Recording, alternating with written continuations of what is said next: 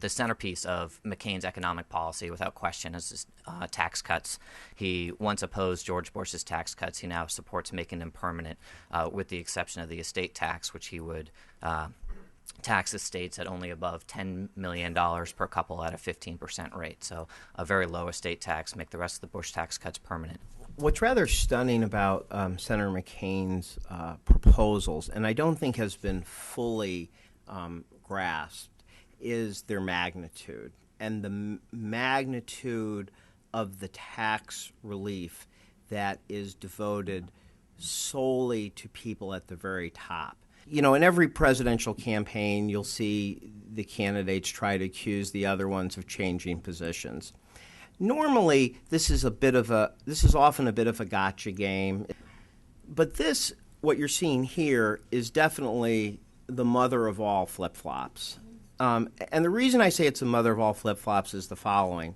John McCain, who is somebody I truly have liked and enjoyed knowing in his time in Congress and when I was in the White House, actually took a very responsible position in 2001 and 2003. He was one of the few Republicans to vote against both the Bush tax cut in 2001 and then again in 2003. Both times he used, and these are quotes, "I cannot in good conscience." That's what he said in 03, and then twice in 01. "I cannot in good conscience," I'll give the exact quote, "I cannot in good conscience support a tax cut in which so many of the benefits go to the most fortunate among us at the expense of middle-class Americans who most need tax relief." That's what he said in 01.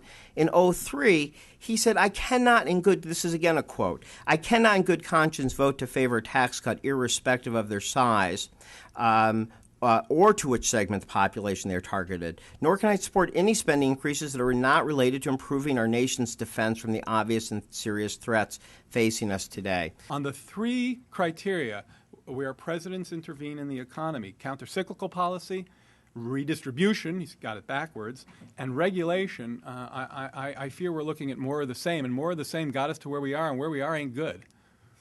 I've often used the analogy of the, dad who goes out and buys 3 brand new, fully loaded Hummers and is running about $10,000, $12,000 a month in car payments, and goes to the family dinner and picks up the gourmet peanut butter and says, "I cannot believe we're wasting so much money on peanut butter."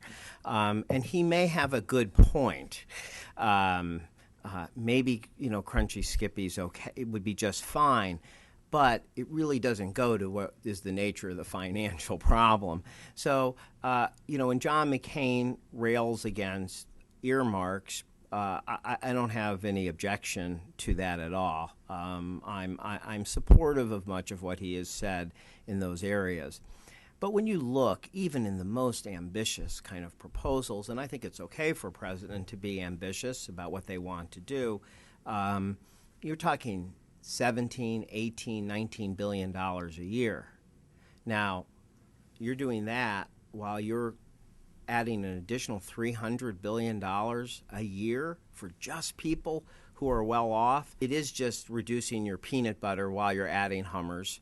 It is dramatically increasing the national debt and then just using symbolic, maybe important symbolism, but just symbolic gestures that will not add up. I guess in the spirit of what we're talking about today, I don't feel fatalistic about the economy at all. I think we have markets that are frozen right now, and frozen because of the excessive imbalances. And those imbalances can be taken right back to a yo-yo economics, which is this sort of deregulatory market fundamental zealotry about markets overall, such that, Alan Greenspan in 2000 was being warned by Ned Gramlich that there's trouble brewing in the subprime market.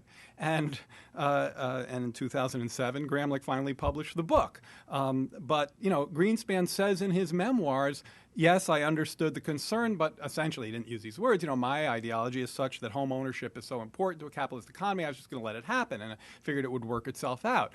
You can't run financial markets based on fantasies having to do with any commodity in this, or investment houses, prices rising forever and just, disobeying gravity. So you have to think about the leadership that you are, the leadership that you're electing in these terms.